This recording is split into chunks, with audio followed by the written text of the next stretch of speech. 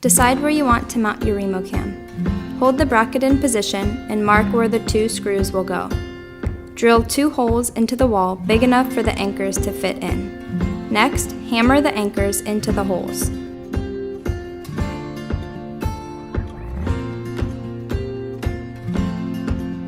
Position the bracket and screw. Then drill the screws into place.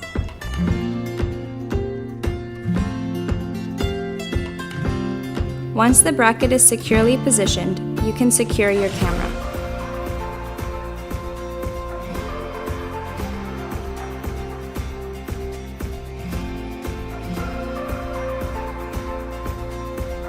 To install without anchors, drill the screw and bracket into the wall.